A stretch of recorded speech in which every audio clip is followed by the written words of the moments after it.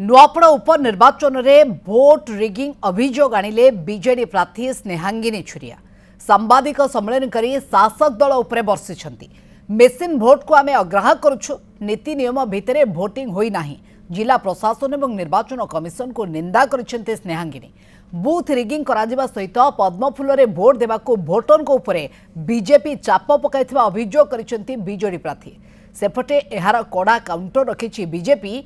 राज्य बीजेपी साधारण संपादक बिरंची त्रिपाठी कहिसेंती बीजेडी एबे अवसाद रे हारिबा परे बे तृतीय स्थान को खसीगलानी। तांको दलर नेतांको दल प्रति आउ भरोसा नाही।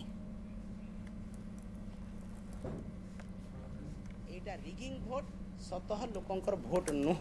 एटा जानिछंती, ओडिशावासी भी जानिछंती, भारतवासी भी जानिछंती। तेणु मु जहाँ भोट पड़ी ताको संपूर्ण भाव अग्राह्य करुछि। लोक आम सहित अछंती, शंख चिन्ह सहित अछंती, नवीन पटनायक सहित अछंती। मानसिक हताशा भाव रे, मानसिक अवसाद रे बिजु जनता दल कौन कहूँ मत लगुच सी जानी पारुनी। ए प्रकार कथा कहीकि नुआपड़ावासी जो प्रकार भाव रे घर बाहरिकी भरपूर मतदान कले, गोटे प्रकार से मतदान को अपमानित करुचंद नुआपड़ावासी को। सेमाने एथरो बिजु जनता दल क्षांत रहिबा कथा, आत्मचिंतन करू।